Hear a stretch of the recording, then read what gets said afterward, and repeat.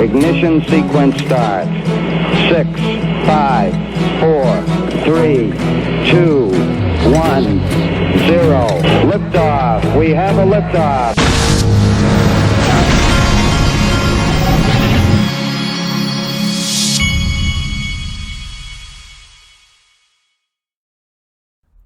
Hey everybody, this is the Digital Asset Investor, and let me hit the refresh button.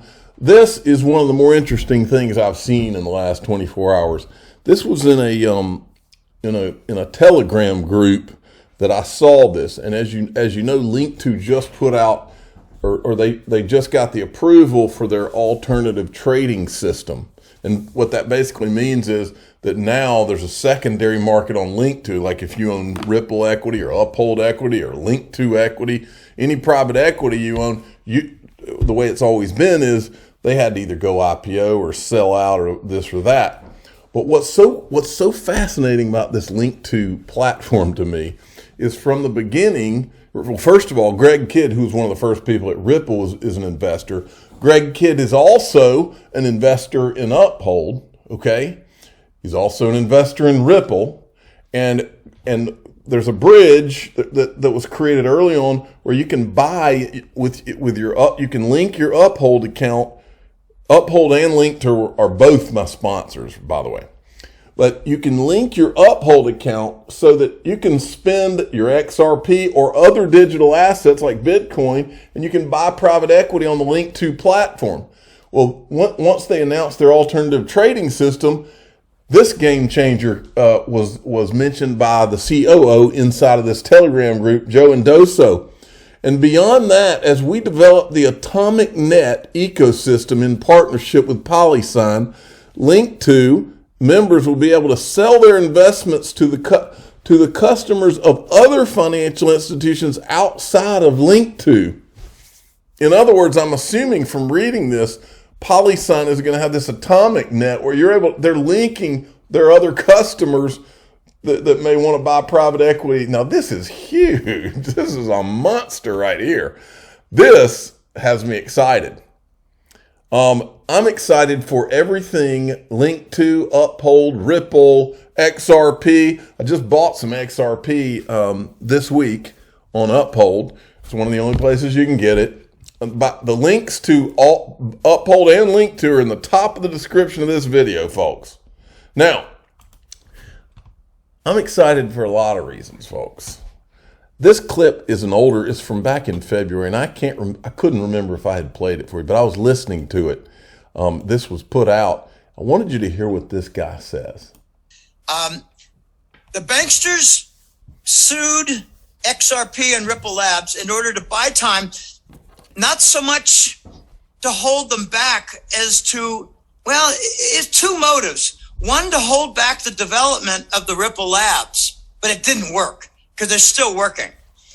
And the other motive is to buy time in order for the banksters to develop something in a similar manner with the intellectual property so that they can match Ripple and say, we've got our own Ripple, we don't need your Ripple, but they failed.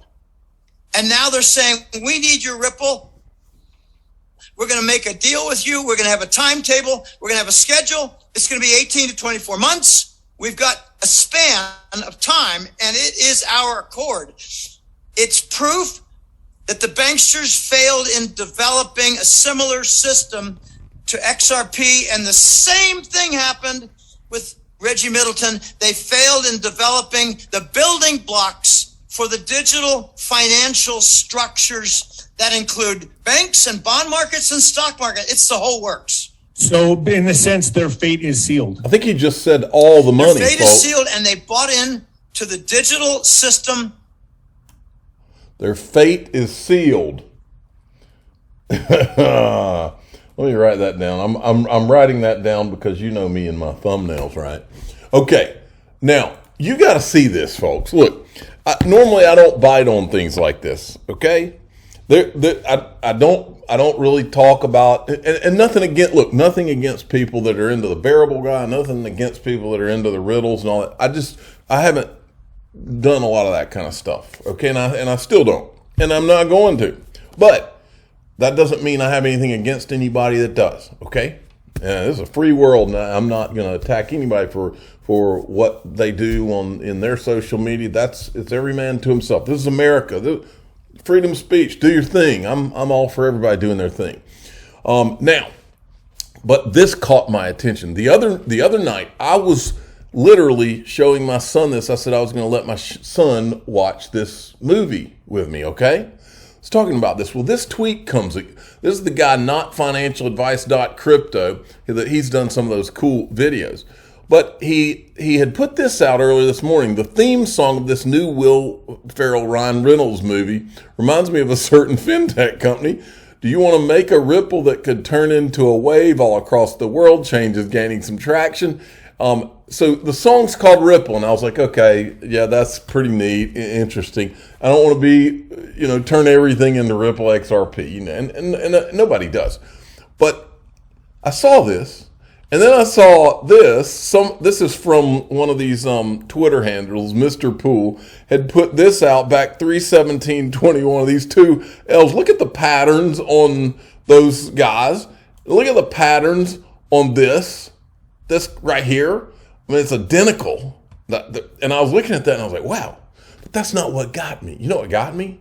Is somebody puts up the lyrics, folks. Somebody put up the lyrics. And I saw this. It says, maybe more than just a ripple. Make the choice to take a chance. Let's put on our big boy pants. Now, folks, many of you that haven't been here for long may not know this. But back in the 2018, back in the real crypto winter, 2018-19, when all of us were in this and things got really scary, back then, there were times when I told everybody, look, this is crypto, folks. This is high risk. You got to put your big boy or big girl pants on. Okay, you got to have your big boy pants on in this game. And I used to say that. It actually became a running joke. I used to talk about how I put cinnamon in my coffee. And so at that point, I can't remember the guy's name now, but he literally made this graphic for me. And what those are, and I've to this day, it's a silly thing, and I laugh about it. I joke around with people about it. That is my logo, that is a pair of big boy pants. These are cinnamon sticks in the big boy pants, and those are coffee beans right there.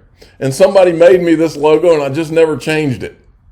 And so when I saw this, I was like, wow. And then somebody else adds to it and shows some more of the lyrics, where really it's going on and on. And then it says it jumps from 4 to 8. And right here it says, then to millions, and then to billions, and never ends, all across the world, like a world reserve digital. And I was reading the lyrics, and I'm like, what? And everybody in this thread, normally people in these threads, then it had bridge, as in bridge currency. And I was looking at all that, and I was like, wow, well, that's a bunch of coincidence. Now, look, folks, I would never name any names, but I'm going to tell you this. I know for a 100% fact that there are movie stars at the Will Ferrell level. I'm not saying Will Ferrell. There are movie stars at the Will Ferrell level that know all about Ripple and that listen to this channel even. I know specific movie stars that are at that level that listen to this channel. And so when I add all those things together and I saw this and added all these other little things together, I was like, wow. And I even got on the phone with some people and I was like, it almost is like Ripple in a way inspired this. Now, okay, maybe that's complete bull. That's okay. But isn't it fun talking about it? Now, let's move on to something serious. Right here, this guy, I've asked this question. I've asked it about the JP Morgan's coin, JPM token, right? And I also asked it about FTT token. Remember, Gary Gensler has completely ignored, not only did he ignore the FTT token, he's having meetings with the guy, and it ends up being a fraud. But that's not all of Gary Gensler's failures. He failed on Luna, he failed on Celsius, he failed on 3 Arrows, and also MF Global back in the day in his CFTC days. Well, this guy says that he thinks FTT tokens are a security. You know, the problem with regulation is that there had always been an issue as to whether or not tokens, whether or not Bitcoin, cryptocurrency at large, if they're securities. And because of that ambiguity, no agency really stepped in to say, you know what, it falls under our purview. And yet you are here and you're saying, you know what, it's clear to me. Where do you point the finger at this point? Well, it's very clear, Melissa. So I, like everybody in our community, was fascinated by the FTX story. So as I'm reading the details, I come to understand FTT. And when I read that FTT had a claim on the profits of FTX, too many acronyms here, when I read that, I said, wow, that's my view of a security. That's clear-cut security. I did some research. It took about a half hour, and you had to go back to 1946 to the Howey case. And the Howey case established 4 criteria for what constitutes a security. And FTT meets perfectly every one of those criteria. So it's clear as day that FTT was a security, and as a security can and should be regulated by the Securities and Exchange Commission. And this mandate is not, off the fairway, Joe. It's right down the center of what they should be doing. They've been criticized by being too expansive in their mission. This is core. They didn't do it, and investors have, lost. No, they didn't do it. They were meeting with them and planning with them. I mean, this is crazy. Tom Emmer's locked on to how crazy it is. Listen to this. Joining me now, Minnesota Congressman Tom Emmer. First of all, congratulations on your new role as Majority Whip. I can't wait for some of the ideas that you're going to bring to that job. But I want to talk about this because you've been at the forefront of this long before the you-know-what hit the fan. Let's start by playing a portion of a recording of a conversation that was recalled by CME President Terry Duffy. And it's got some shocking things in here about a conversation he had with Sam Bankman-Fried. Take a listen. Let me be your risk manager. I'll clear it to make sure it's done properly. He says, well, you won't deploy my model. I said, your model is crap. Why would I deploy a model that's going to introduce risk to the system? He turned me down, flat out turned me down. And that's right away I said to him, you know what, you're a fraud. You're an absolute fraud. I went to Congress. I've never seen a Washington, D.C. like I saw that time, from the regulators to the members of Congress, singing hymns that I'd never heard before. He said that you could lose 85 to 90% of your value overnight. And I said, he will not commit to keeping this just to crypto. I said, the reason is because he wants to deploy it across all asset classes. I said, that is a biblical disaster if you people allow this to happen. Disaster. I guess the question, Congressman, is why did you people allow this to happen? Because they were compromised. Because Gary Gensler was compromised. He was meeting with them. You're telling me that Gary Gensler's not smart enough to know what this guy was up to? Oh, we did not. And Terry is a good friend. He does a great job at CME. He's one of the good guys in the marketplace. And it's interesting because we've had a good relationship for the last couple of years. You can ask Terry. My office has been heavily involved in this area, as you know, Charles, for more than just the last couple of years. We've been heavily involved since I came to Congress several years ago. Terry never said that directly to me, but I'll tell you what. Terry is one of the good guys, and when he goes to Sam Bankman-Fried and he offers him tens of millions in customer accounts and returns for managing his risk, and Sam Bankman-Fried turns him down, he's got the right to have the red flags go up. This literally is not just a failure of FTX, it's a failure of CFI, that's known as centralized finance. It is not a failure of crypto. This is a failure of, it's a failure of Sam Bankman-Fried. It's a failure of business ethics. And it's a failure of the government oversight and regulatory procedures. Yeah, and I wanted to bring that up because you've always been a champion of technology, the role that it's played in the prosperity of Americans. And you've been a very strong critic of Gary Gensler. You've urged accountability. What's going on there? Why? I mean, what do you think? What are they telling you about the inability to add clarification to this issue, making it worse? We've got major questions, Charles. I mean, look, Gary Gensler and the SEC, apparently they had meetings last March with Sam Bankman-Fried and executives from FTX and a trading firm here in the U.S., and they were working apparently with Sam Bankman-Fried and others to give them special treatment from the SEC that others aren't getting. and they announced a partnership with this trading firm last April. We kept trying to find out what exactly the partnership is all about.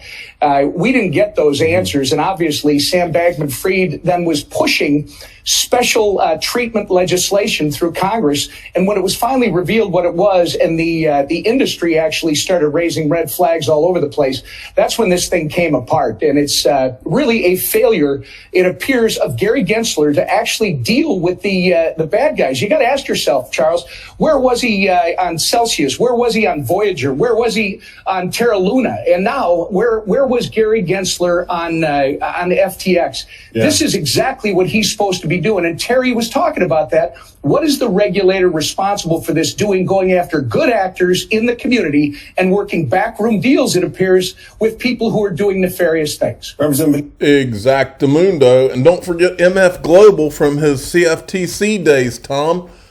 And then we've got this. Mitch from ProCoin News, who's the official sponsor of the Digital Asset Investor Hunting and Fishing Club. Looks like Mitch McConnell got $2.5 million from FTX via Ukraine slush fund. I'm sure I hope more of that'll come out. Then Genesis has $2.8 billion in outstanding loans. And then there's a lot of, this is something everybody needs to pay attention to.